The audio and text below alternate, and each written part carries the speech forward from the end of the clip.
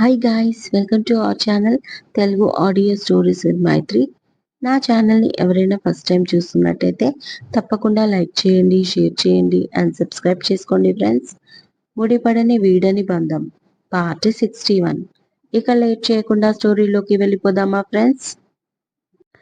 ఈయనతో మాట్లాడటం కష్టం అనుకుంటూ పాయింట్లోకి వచ్చేసింది కావ్య. ఆపుతారా, నాకు గుర్తుకొచ్చింది, కొంచెం కారు పంపించండి, బయటికి వెళ్ళాలి అంటుంది చిరాకుగా కావ్య. ఎక్కడికి బంగారం, నాకు చెప్తే నేను వస్తాను కదా అన్నాడు కళ్యాణ్. అమ్మో మీరా, సాహితీతో బయటికి వెళ్తున్నాను అంటే మీరు వస్తారా, నన్నే వెళ్ళనివ్వరు అని మనసులో అనుకుంటూ, మీరేం అవసరం లేదు, కొంచెం హాస్పిటల్ వరకు వెళ్ళి రావాలి అంటుంది కావ్య. ఏమైంది బంగారం, నాకు చెప్పొచ్చు కదా, ఇప్పుడే వస్తున్నా నాగు అంటాడు కంగారుగా కళ్యాణ్. కళ్యాణ్, నాకు ఏమీ కాలేదు, జస్ట్ చెకప్ అంతే అంటుంది కావ్య. ఏంటి, అప్పుడే గుడ్ న్యూస్ చెప్పబోతున్నావా? వావ్, ఈ విషయం ఇంట్లో వాళ్ళకి చెప్పావా? ఓకే ఓకే, నేను వస్తున్నా అంటాడు ఈసారి హ్యాపీగా. హలో సార్, ఏంటి గుడ్ న్యూస్? మరీ ఓవర్ చేస్తున్నారు మీరు, మనం కలిసి వారం కాలేదు, అప్పుడే గుడ్ న్యూసా? కోప్పడుతుంది కావ్య. ఏమో, నాకైతే తెలీదు, నా వైపు నుంచి నేను 100% ఇస్తున్నాను, గ్యారంటీగా నీలోనే లోపం అంటూ నవ్వాపుకుంటాడు కళ్యాణ్. ఆల్ రైట్, నీకు కాల్ చేయడమే నా తప్పు, నేను క్రాంతికి కాల్ చేస్తాను అంటూ కాల్ కట్ చేస్తుంది కోపంగా. ఆ తర్వాత నవ్వుకుంటుంది కావ్య అతని మాటలకి. తను ఆ తర్వాత క్రాంతికి కాల్ చేయదు, కళ్యాణే కార్ పంపిస్తాడన్న విషయం కావ్యకి తెలుసు కాబట్టి. మరి కాసేపు లైన్లో ఉంటే మాటల్లో పెట్టి నేను ఎక్కడికి వెళ్తున్నానో చెప్పించుకుంటాడు నా రాక్షసుడు అని ముద్దుగా తిట్టుకుంటూ సాహితికి కాల్ చేసింది బయటికి వెళ్తున్నాం అని. ఎక్కడికి అక్క అని అడుగుతుంది. కొంచెం పని ఉంది, చిన్న షాపింగ్, రెడీ అవ్వు అంటుంది. సరే అక్క అంటుంది సాహితి. బాబుని మంగమ్మకి అప్పగించి కస్తూరికి చెప్పి బయలుదేరుతుంది కావ్య సాహితితో. ఇక్కడికి ఎందుకు తీసుకొచ్చావక్క కంగారుగా అడుగుతుంది. కారు హాస్పిటల్ ముందు ఆగడంతో సాహితి. తప్పుగా అనుకోకు సాహి, నీకోసమే తీసుకొచ్చాను అంటూ లోపలికి వెళ్తారు ఇద్దరు. నా కోసం ఎందుకక్క అని మళ్ళీ అడుగుతుంది. నువ్వు ఆ టాబ్లెట్లు వాడావు కదా, వాటి వల్ల నీ గర్భసంచికి ఏమైనా ఎఫెక్ట్ అయ్యిందా అని నా డౌట్, అందుకని ఒకసారి టెస్టులు చేయిస్తాను అనగానే సాహితీ గుండెలో రాయి పడింది. అలా కూడా అవుతుందా అక్క అని అమాయకంగా అడుగుతుంది సాహితి. ఒక్కోసారి ఛాన్సెస్ ఉంటుందంట, కానీ 100% అలా అని చెప్పలేము సాహితి. నువ్వు ముందు వెనక ఆలోచించకుండా తొందరపడి నిర్ణయాలు తీసుకుంటావు అంటుంది కావ్య. ఆ మాట విని సాహితి ఏడుస్తుంది. నువ్వు ఏడవకు, జస్ట్ ఇది టెస్ట్ మాత్రమే, నీకు ఎలాంటి ప్రాబ్లం లేదు, జస్ట్ కన్ఫర్మేషన్ కోసమే ఈ టెస్టులు, ఏడవకు అంటూ దగ్గరికి తీసుకొని నువ్వు వాడిన టాబ్లెట్స్ నేమ్స్ ఏమైనా ఉన్నాయా అని అడుగుతుంది. వాట్సాప్లో ఉన్నాయక్క అంటూ వాటి పేర్లు తీసి చూపిస్తుంది. డాక్టర్కి చెప్దాం, ఎన్ని నెలలు వాడావో ఆ టైమింగ్ కూడా చెప్పు అంటుంది కావ్య. చెకప్ అయ్యాక ఒక టెస్ట్ రాసి ఇంకా స్కానింగ్ రాస్తుంది డాక్టర్. స్కానింగ్ చేయించుకొని బ్లడ్ టెస్ట్ చేయించుకొని అన్నీ ఇచ్చేసి నెక్స్ట్ డే రిపోర్ట్స్ వస్తాయి అనడంతో బయలుదేరుతారు ఇద్దరు. దారిలో సాహితికి కొన్ని డ్రెస్లు, బాబుకి అవసరమైన కొన్ని కొంటుంది. అలాగే ఇంట్లో అవసరమైన వస్తువులు కూడా తీసుకుంది కావ్య. ఎక్కడ చూసినా కార్డు ఉపయోగిస్తుంది కావ్య. అక్కే నయ్యం నాకంటే, ఎన్నో ఊహించుకున్నాను కుందంతో, నా ఆశలన్నీ ఆశలుగానే మిగిలిపోయాయి అనుకుంటుంది సాహితి. నేనేం చేశాను సార్, నన్నెందుకు తీసుకొచ్చారు అడిగాడు సైదులు 2 టౌన్ పోలీసులు విచారణకి తీసుకురావడంతో. మీరు ఆ పొలంలో బోర్ వేయాలని చూస్తున్నారు, అందుకే తీసుకొచ్చారు అంటాడు ఎస్ఐ. ఆ పొలం నేను కొనబోతున్నాను సార్, అందుకే బోరు పనులు మొదలు పెట్టాను, అయినా నేను ఎవరిది లాక్కోవడం లేదు. అసలు మీకు కంప్లైంట్ ఇచ్చింది ఎవరు? అరిచాడు సైదులు. అదే వివరంగా చెప్దామని పిలిచాం. అదొక పెద్ద కంపెనీ వాళ్ళది ఆ పొలం. దానిపైన శాటిలైట్ ఫోకస్ ఉంది. ఆ పొలంలో బయట నుంచి వచ్చిన చీమ చిటుక్కుమన్నా ఆ కంపెనీ తరఫున మాకు వెంటనే కంప్లైంట్ మెసేజ్ వస్తుంది అన్నాడు ఎస్ఐ. అదేంటి? ఇది నిజం కాదు. ఆ పొలం మా మామయ్యది అన్నాడు సైదులు గట్టిగా. అవునా? మీ మామయ్య సంగతి తర్వాత. ముందు ఆ పొలంలోకి నువ్వు ఎందుకు వెళ్ళావు? అక్కడ బోర్ వెయ్యాలని ఎందుకు ట్రై చేస్తున్నావు అని అడిగాడు ఎస్ఐ. అది కాదు సార్, అది మా మామయ్య పొలము. తన కూతుర్ని నాకు ఇద్దామనుకున్నాడు. ఆ అమ్మాయికి పిచ్చి పట్టి ఎటో వెళ్ళిపోవడంతో, లేకపోతే కట్నం కింద నాకే వచ్చేది. ఇప్పుడు మా మామయ్యకి డబ్బు అవసరం వచ్చి అదే పొలాన్ని నాకే అమ్ముతున్నాడు. అంతే. ఇది ఏ కంపెనీది కాదు. మీరేదో పొరపడుతున్నారు అన్నాడు సైదులు. పోలీస్ స్టేషన్లో మేము ఎందుకు ఉన్నామో మాకు తెలీదా? మేమెలా డ్యూటీ చెయ్యాలో నీ దగ్గరే నేర్చుకోవాలా? అని కోపంగా అడిగాడు ఎస్ఐ. అది కాదు సార్ నా ఉద్దేశం. మీకు క్లారిటీ ఇస్తున్నాను అన్నాడు సైదులు. నువ్వేంట్రా క్లారిటీ ఇచ్చేది? నేనే నీకు క్లారిటీ ఇస్తాను. ముందు మీ మామయ్య పేరు, అతని డీటెయిల్స్ అన్నీ రాసివ్వు దీనిపైన అని అన్నీ రాయించుకొని, ఓహో, ఈ నారాయణగాడా, ఇది రెండోసారి ఆ పొలం వేరే వాళ్ళకి చూపించి చీట్ చేయాలని చూడడం. ఫస్ట్ టైం కాబట్టి వదిలేశాను.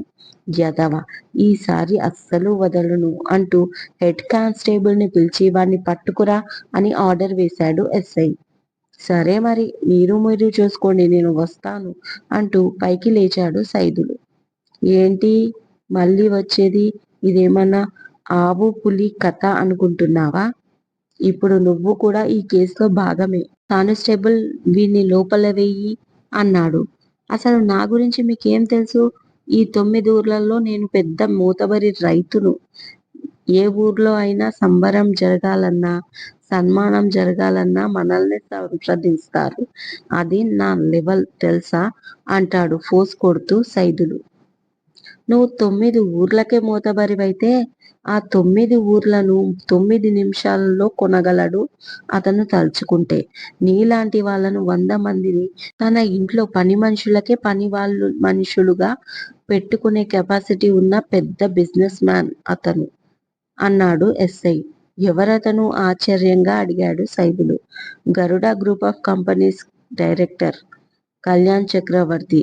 నువ్వు ఇందాక అన్నావు చూడు, నారాయణ కూతురు పిచ్చి పట్టి ఎటో వెళ్ళిపోయిందని, ఆ అమ్మాయి మొగుడు. ఇంకో లేటెస్ట్ న్యూస్ చెప్పనా నీకు? ఆ అమ్మాయి ఎక్కడికి వెళ్ళలేదు. కళ్యాణ్ సార్తోనే ఉంది. వాళ్ళకి ఒక బాబు కూడా. మరొకసారి ఆ అమ్మాయికి పిచ్చి పట్టి ఎటో వెళ్ళిపోయిందని అన్నావని తెలిసిందనుకో, నీ పైన పరువు నష్టం దావా వేసి నీ ఆస్తంతా లాక్కొని తన ఇంట్లోనే నిన్ను గార్డెన్లో గడ్డి పీకించుకునే పనికి పెట్టుకుంటాడు. అప్పుడు నీకు రంకుమొగుడవుతాడు. సో బీ కేర్ఫుల్ అన్నాడు ఎస్ఐ. ఆ మాట వినగానే సైదులకి వాళ్ళంతా చెమటలు పట్టేశాయి. అంటే ఆ కళ్యాణే కదా కావ్యని పెళ్లి చేసుకొని తీసుకెళ్ళిపోయాడు. అతను అంత పెద్ద బిజినెస్ మ్యానా? ఈ విషయం నా దగ్గర దాచిపెట్టి వాళ్ళ పొలం చూపించి ఆ నారాయణ గాడు నన్ను మళ్ళీ మోసం చేస్తాడా అనుకుంటూ సైదులు పళ్ళు పటపటా కొరికాడు. అంతలోనే కానిస్టేబుల్ వచ్చి సైదులు చొక్కా పట్టుకుని లోపలేసి డోర్ లాక్ చేశాడు. ఎవరినీ ఏమనలేక తన కోపాన్ని తనే మింగుకుంటూ కూర్చున్నాడు సైదులు. నాన్న, అనవసరంగా మాటలు అనకు. అవును, వచ్చాను. నా అవసరం అలాంటిది. నిన్ను నమ్ముకుంటే కుందన్తో జన్మలో నా ముఖం చూడడు. అందుకే హైదరాబాద్ వచ్చాను. ఇంకో విషయం, అక్క నువ్వు అనుకున్నంత చెడ్డది కాదు. అసలు తనెప్పుడు మనకు చెడు చేసిందని? ప్రతి విషయంలో తను మనకు అనుకూలంగానే ఉంది. మనమే మన స్వార్థం కోసం తనని వాడుకున్నాం. మనల్ని తను అని నమ్మినా మనం మోసం చేశాం. ఇవాళ నాకు తను ఎంతో సపోర్ట్గా నిలబడుతుందో తెలుసా? తన మంచితనం వల్ల వాళ్ళ ఇంట్లో వాళ్ళు కూడా నన్ను ఒక్క మాట కూడా అనట్లేదు. ముఖ్యంగా కళ్యాణ్. అంటుంది సాహితి ఫోన్లో. నీకు పిచ్చి పట్టిందే, అందుకే దాని పాట పాడుతున్నావు. నిజంగా నీ పైన ప్రేమ ఉంటే అది పొలం ఎప్పుడో నీ పేరున రాసేది. ఈ పాటికి కుందన్ వచ్చి మన ఊర్లో నీతో పాటు ఉండేవాడు. అది నీ సుఖం చూసి ఓర్వలేదు కాబట్టి పొలం ఇవ్వను అంది. అది నీకు తెలియట్లేదు. 4 రోజులు తన ఇంట్లో ఉండేసరికి దాన్ని నమ్ముతున్నావు అని అరుస్తాడు నారాయణ. నాన్న, తనకున్న ఆస్తి ముందు ఈ పొలం లెక్క కాదు. కానీ నువ్వు ప్రతిసారి మోసం చేసేసరికి తట్టుకోలేక ఇవ్వను అని ఉంటుంది అక్క. ఒకవేళ తను నాకు పొలం ఇచ్చినా కుందన్ మాత్రం నా మాట వినేవాడు కాదు. ఇల్లు కారే కాదు, ఏది కొనిచ్చినా నా దారిలోకి వచ్చేవాడు కాదు. అప్పుడు అనవసరంగా మా మధ్య దూరం ఇంకా పెరిగేది. ఇప్పుడు అక్క కన్విన్స్ అయ్యి ఆ పొలం నాకు ఇచ్చినా అక్కర్లేదు. ఎందుకంటే నాకు కుందన్ కావాలి, అతనితో నా లైఫ్ కావాలి. నువ్వే మా ఇద్దరి లైఫ్ ని చెడగొట్టావు అంటుంది సాహితి. అవునే, నేను నీకు మంచి చేయాలనుకున్నాను, నువ్వేమో దాన్ని నమ్ముతున్నావు. నిజంగా అది మంచిదైతే ఒక 50 లక్షలు ఇవ్వమను దాన్ని అన్నాడు నారాయణ. ఎందుకు ఇస్తుంది? తనేమైనా మనకు బాకీ ఉందా? లేదా మనం ఏమైనా తన దగ్గర ఇన్వెస్ట్ చేశామా? ప్రతి విషయంలో తను మనతో కన్విన్స్ అవ్వడానికి తనకేం అవసరం ఉంది అడుగుతుంది సాహితి. అంటే ఇప్పుడు హైదరాబాద్ వదిలి రావా అడిగాడు కోపంగా నారాయణ. రాను. కుందన్ వచ్చి నన్ను కోల్కట్టా తీసుకెళ్లే వరకు నేను ఇక్కడే ఉంటాను అంటుంది గట్టిగా సాహితి. సరే, ఒక పని చెయ్యి. ఎలాగో నీ మాట వింటుంది అన్నావు కాబట్టి ఒక 50 లక్షలు చెయ్యి బదులు ఇవ్వమను. 3 నెలల్లో తిరిగి ఇచ్చేస్తాను బతిమాలుతున్నట్టుగా అడిగాడు నారాయణ. అస్సలు అడగను. ఇప్పుడు డబ్బుతో అతికే బంధం కాదు నాది. ఆల్రెడీ చాలా వరకు తెగింది. మిగిలిన ఉన్న ఈ కాస్త బంధాన్ని కాపాడుకోవాలి. అది అక్కతోటే సాధ్యమవుతుంది. నా ఆఖరి ఆశ అక్క మీదే. ఇక నువ్వు మళ్ళీ నాకు కాల్ చేయకు నాన్న. ఇప్పట్లో నాకు అంతగా నీతో మాట్లాడాలి అనిపిస్తే నేనే చేస్తా అంటూ కాల్ కట్ చేసి వెనక్కి తిరిగేసరికి అను బాబుని ఎత్తుకొని నిలబడింది. సాహితీని చూసి చూడనట్టు ముఖం తిప్పుకొని నిలబడింది. పని వాళ్ళతో స్టోర్ రూమ్ నుంచి ఏదో తీయించడానికి గార్డెన్ లోకి వచ్చింది. అక్కడే సాహితీ మాట్లాడుతూ ఉంది. ఈ 2 టేబుళ్లు కడిగి పూజ గది పక్కన పెట్టండి అంటూ పని వాళ్ళకి చెప్తుంది అను. వియాన్ చాక్లెట్ తింటూ కొంచెం కొంచెం తీసి అను నోట్లో పెడుతూ ఉంటాడు. నువ్వు తిను నాన్న అంటుంది. వాడు చాలా క్యూట్ గా ఉన్నాడు. అలాగే బాబుని చూసి హాయ్ అను అంటుంది సాహితి. నెమ్మదిగా పక్కకు తిరిగి హాయ్ అంటుంది అను. ఒకసారి బాబుని ఎత్తుకోవచ్చా అడుగుతుంది సాహితి. సారీ, బాబుని బయటి వాళ్లకు ఎవ్వరికి ఇవ్వం, ముఖ్యంగా పిల్లలు లేని వాళ్ళకి అంటుంది అను మనసులో ఉన్న కోపమంతా తీరేలా. ఆ మాట వినగానే చివుక్కుమంటుంది సాహితి ప్రాణం. నాకు పిల్లలు లేరా అని ప్రశ్నించుకుంటుంది. నిజమే కదా, ఒకరిని కని గాలికి వదిలేసి నా దారిని నేను చూసుకున్నాను. చివరికి నేను కట్టుకున్న అద్దాల మేడ కూడా పిల్లల కారణంగానే కూలిపోయేలా ఉంది. అంతా నేను చేసుకున్నదే కదా, అనుతో ఏమని వాదించగలను అని ఏడ్చుకుంటూ అవుట్ హౌస్ లోకి వెళ్ళిపోయింది సాహితి. ఆ రోజు కావ్య గౌరీ వ్రతం చేసుకుంటుంది. ఇంట్లో అన్ని ఏర్పాట్లు చేశారు పూజకి. తను ఫాస్టింగ్ ఉండడంతో ఆమెను ఏ పని చెయ్యనీయట్లేదు ఇంట్లో వాళ్ళు. అయినా దేవుడి ప్రసాదాలు మొత్తం తనే ప్రిపేర్ చేసుకుంది. బాబుని అందంగా రెడీ చేసింది. చుట్టుపక్కల వాళ్ళందరినీ వాయినాలకు పిలుస్తారు. ఇదండి ఇవాళటి ఎపిసోడ్. ఈ ఎపిసోడ్ మీకు నచ్చినట్టు అయితే నాకు కామెంట్లో చెప్పండి. అలాగే లైక్ చేయండి, షేర్ చేయండి అండ్ సబ్స్క్రైబ్ చేసుకోండి ఫ్రెండ్స్. మీ సపోర్ట్ నాకు ఇలాగే ఉంటుందని కోరుకుంటూ మరొక మంచి ఎపిసోడ్తో మీ ముందు ఉంటాను. మైత్రి.